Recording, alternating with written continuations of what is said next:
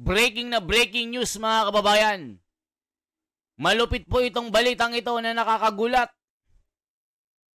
Kasalukuyang problema ng BBM admin, huwag ibaling sa mga kritiko. Ito po ang sinabi ng dating Department of National Defense na opisyal ng AFP na si Norberto Gonzales. Nako, mga kababayan, magugulat kayo dito.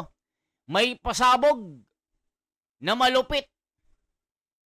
Matataranta ang Malacanang dito. Halaka. Ito na ba ang makabagong revolusyon? Ito yung mga tanong ng taong bayan. Ito na ba ang pagsabog ng totoong Pilipino? Ang hangarin na makita ang hustisya dahil nga po sa matinding pagnanakaw ng mga opisyal ng gobyerno ngayon, pati mga negosyante, mga oligarko, pribado man o pampublikong negosyo, ay galit na rin sa nangyayaring korupsyon. Mga kababayan, nako po, napakalupit nito. Marami na pong nagrereklamo sa nangyayari ngayon. Wala pong nangyayaring hustisya. Walang nangyayaring liwanag. Pati si Marcoleta, durog na rin ang kanyang puso na laging pinaglalaban ang katwiran. Napakasakit, Kuya Eddie. Ngayong umaga, mga kababayan, talagang tayo ay magbubukas ng iyong mga diwa. Magugulat kayo dito. Di ba, mga kababayan, kaliwat kanan ng mga nagrarally, mga kabataan, mga magsasaka, laging nasa kalye na nagsisigaw ng hustisya. Nasaan na? Puro pagnanakaw na lang. Tapos ngayon po, may nasunog na naman na building ng DPWH na sinasabi ng mga kababayan natin, sinadyang sunugin para mawala ang mga ebidensya. Nako, mga kababayan, ito na po. Pakinggan po natin ang pasabog ni Norberto Gonzales na dating opisyal ng AFP. Napakalupit nito. Pasabog ito, mga kababayan. Talagang magugulat kayo. Nakakagimbal po ito. Ito ang gigising sa inyong umaga. Ito na po. Grabe po ito, mga kababayan. Nananawagan si dating Defense Secretary Norberto Gonzales sa mga nagsasagawa ng investigasyon sa umano'y manumalyang flood control projects na huwag ibaling ang sisi sa mga kritiko o sa nakaraang administrasyon.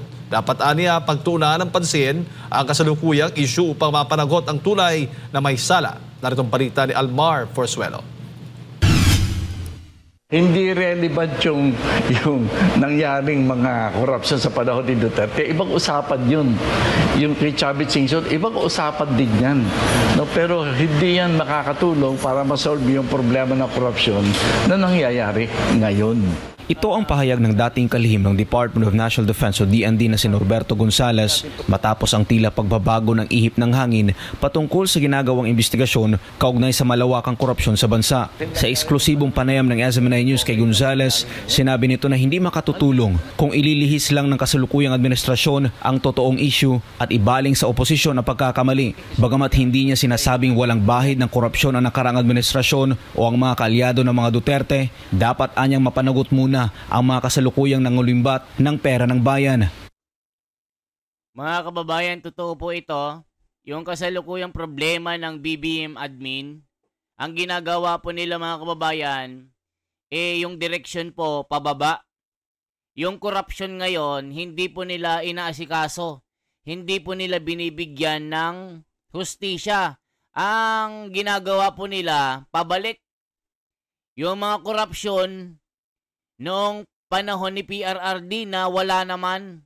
Siguro meron pero hindi gaya ng panahon na ito ni Pangulong Bongbong Marcos na talagang sobrang takaw, sobrang greedy, sobrang magnanakaw po, mga kababayan, sobrang gutom. Parang zombie na gutom sa laman. Talagang hindi mo na makaya ang katakawan ng mga ito. Di ba itong si Recto, na asawa ni Vilma Santos, gusto pang taasan ang sinasabing buwis na sinisingil para daw magkaroon ng 4.3 trillion na koleksyon sa tax para daw ito sa ating mga kalusugan. Kaya binakbakan at kinastigo ng taong bayan na sobrang kapal mo, Recto.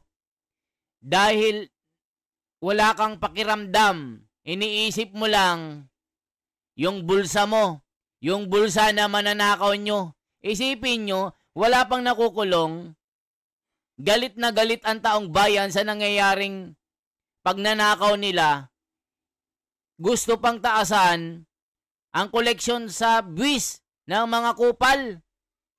Ang sabi ni ni Ted Filon, saan ka kumukuha ng sobrang kapal ng mukha mo, Recto? Ang kapal ng mukha mo, lumayas ka na. Wag mo akong utusan. Tignan nyo ang kupal. Tingin ko, kunyari, ginawi kay Chavez Singson, no? O yung binabanggit na marami din naman nangyaring korupsyon ng panahon ni Duterte. Yung binabanggit na, pinakikita. Alam mo, hindi natin sasabihin hindi totoo yung accusation kay Chavez. Hindi natin pwedeng sabihin na wala talaga nangyaring korupsyon ng panahon ni Duterte. Pero hindi makakatulong yan kung ang gusto mong gawin ay mapatunayan o hindi na nagkasala yung mga gawa ng korupsyon ngayon. Dagdag pa niya, tila pinapatahimik ng administrasyon ang mga kritiko nito, kabilang sina Vice President Sara Duterte na pinapa-impeach at Chavez Singson na sinampahan ng kasong plunder matapos magsalita laban sa pamahalaan. Sa huli, binigyan din ni Gonzales na ang interes ng taong bayan ang dapat manaig at yun ang mapanagot ang mga tiwaling opisyal sa kasalukuyang pamahalaan. Ang interes ng taong bayan, paano natin i-address yung korupsyon na nangyayari ngayon? Hindi po pwedeng isolve yan by saying na nangyari din noon yan Ibig mo sabihin, dahil nangyari noong panahon ni Duterte, okay na mangyari ngayon? Mali yan maling logic yun. Ibig mo sabihin, dahil corrupt din si Singson, si Chavez Singson, ibig sabihin ba niyan, hindi na totoo yung mga sinasabi niya ngayon? Maling logic yan. Yan ang ginagawa nila ngayon. Nag-ugat ang investigasyon matapos lumubog sa baha ang malaking bahagi ng bansa, kasunod ng pahayag ni Pangulong Bongbong Marcos Jr. na libo-libong flood control projects na umano ang natapos sa ilalim ng kanyang pamumuno. Para sa Diyos sa Pilipinas, kung mahal Almar Forzuelo. Yung pala, puro ghost project pa lang nangyari sa mga pinagmamalaki ng admin na mga project. Puro pala nakaw, puro pala pagnanakaw, binulsa lamang nila, mga kababayan. Tapos ngayon, nadadawit yung First Lady na ayon naman sa Malacanang itinanggi, mga kababayan. So ano bang issue kay First Lady Lisa Marcos, mga kababayan? I-check na natin. Ito po yung ito yung bali-balita ngayon na talagang itinanggi po ng Malacanang. Ito po. ICI prove alleged link between Lisa Marcos, Maynard Ngu. Naku, mga kababayan ko, delikado po ito. Ito po, ang sabi po ng Malacanang. A private citizen filed a letter of sentiment before ICI yesterday, asking the ICI to look into the possible ties between First Lady Lisa Marcos and Maynard Ngu. Your thoughts on this po? Unang-una po ay ang isang nagpamigay o nagbigay ng letter of sentiment. Kung di tayo nagkakamali, ito ay nangangalang John Santander.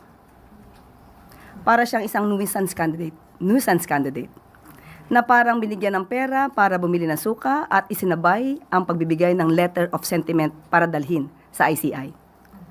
Kung inyo makakahalubilo muli ang isang John Santander, maaari po ba niyong itanong sa kanya kung alam ba niya ang mandato ng ICI? Alam naman natin ang mandato ng ICI ay mag-imbestiga ng mga maanumalyang flood control projects at mga infrastructure. Sa nabasa natin, at alam ko nabasa niyo rin po ang letter of sentiment, wala po tayong makitang anuman na allegation patungkol sa maanumalyang flood control projects na mag-uugnay sa unang ginang kay First Lady Lisa Araneta Marcos. Pangalawang tanong, alam po ba niya kung sino ang source ng kanyang mga sinasabi? So yan mga kababayan. So Claire Castro, sinabi po na nuisance candidate ang nagpapaimbestiga sa koneksyon ni Lisa Marcos kay Maynard Ngu. So anong sabi ng mga komento mga kababayan? What kind of lawyer is this? Parang di abogada magsalita, masyado mababaw. Ginugulo lang nila ang ginagawang investigasyon. Kasuhan dapat ang mga yan. Piyesta na naman ang mga DDS daw. Nito, mabubusog na naman ang mga walang kapabilidad na pag-iisip. Binayaran po ba ito?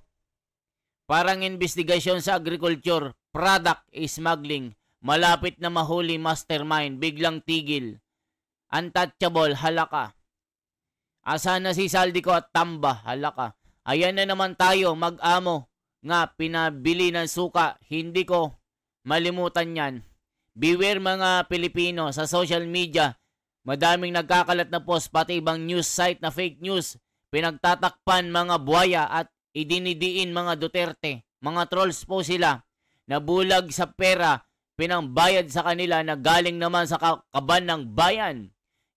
Galing sa mga pinaghirapan nating tax. So be wise at huwag magpadala sa mga comment at post sa mga trolls sa mga buhaya.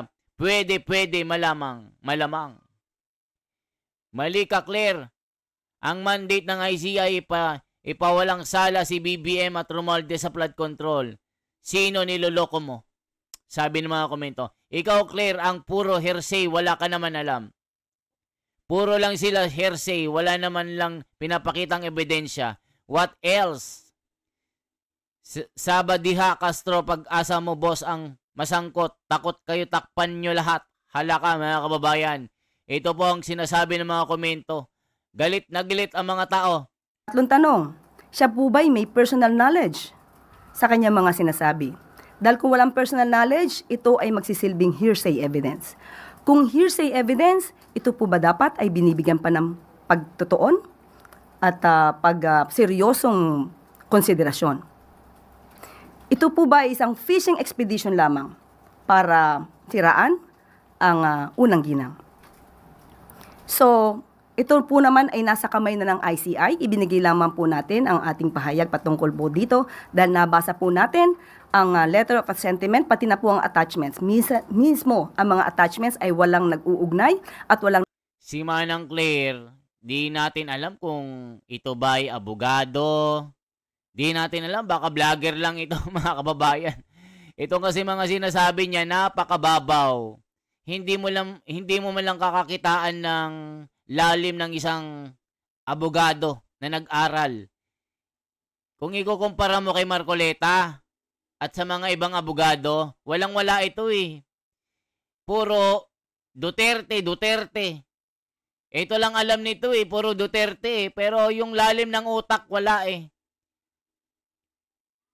Siyempre, nakikinabang ito. Nakikinabang sa pera ng bayan. Di ba mga kababayan? Oh, ano pa sinasabi niya? Na ipakitang anumang ebidensya na magsasabing merong anomalyang flood control projects na pinasok ang unang ginang. Yusek, were you able to talk to either the President or the First Lady? Ano po yung nabanggit nila o naging reaction nila dito? Ang unang-unang sabi po ng First Lady ay hindi po niya ito bibigyan ng anumang pansin dahil ito po ay hearsay evidence. Alam po natin ang First Lady ay abogado rin po. Sorry, last na lang po. How do you define the relationship between the First Lady and Maynard Ngu? Wala po siyang binanggit sa atin patungkol po dyan. Binanggit lamang po niya ay patungkol dito sa letter of sentiment. So yan mga kababayan, dinadawit po si First Lady. Sabi naman ni Claire Castro, nuisance, walang kapabilidad na walang alam. Sabi niya, parang hearsay lang, chismis. Sino ang kanyang source? Ganon. So, ibig sabihin, itong nagreklamo na private citizen, walang capability na isangkot si First Lady Marcos, First Lady Lisa Marcos sa anomalya ng mga korupsyon. Ito ang sabi ni Attorney Castro na vlogger. Di natin alam kung abogado ba ito. Mga kababayan, abogado ba ito? Mga kababayan, tila kasi hindi eh. Parang wala eh. Magaling lang ito sumagot pagka Duterte. Sara Duterte. Mga ganyan. So, ano ba sinasabi ng komento? Agoy, ang fake news na clear vlogger. Magsalita na naman ng fake news. Sino ba amo mo, Attorney Claire? Si Meme M ba? Dapat ang amo mo ay mga Pilipino. Ganyan nyo ituring ang mga private na tao. Dinidiscourage nyo agad sa proseso. Ay bawal ba magsalita ng masama sa admin ni Meme M? Duterte na naman sisihin yan. Grabe ka, Claire, magsalita. Bilang isang simpleng mamamayang Pilipino, wala na akong tiwala sa Meme M na ito. Ayan na, pakulong niya si Saldico at Romualdez, mga tambaluslos kayo. Alaka. Ang may sala naman yan, Duterte na naman, pustahan yan. Ito yung press secretary na mas mataas pa ang credibility ni Christy Permin. Parang attack dog na naman, press secretary. So yan mga kababayan, galit na galit ang taong bayan kay Manang Claire na kung ano-ano sinasabi. O mga kababayan, masasabi nyo dito sa pasabog na ito na pati First Lady allegedly na sinasangkot na sa korupsyon. Halaka mga kababayan, anong klase ng gobyerno ito kung pati First Lady ay kasama na? Na sinisip-sip ang kaban ng bayan. Halaka mga kababayan ko. So yan po ang ating bahagi. Anong masasabi nyo sa mga nangyayari ngayon na pagnanakaw sa gobyerno? Ibang klase ang gobyerno ngayon. Puro sip-sip ng pera natin. Puro pagnanakaw. So anong masasabi nyo? Totoo ba ang mga sinasabi kay First Lady Lisa Marcos na dawit po sa korupsyon? I-comment nyo po. Once again, ako si The Wonders Philippines. Mabuhay. Salamat.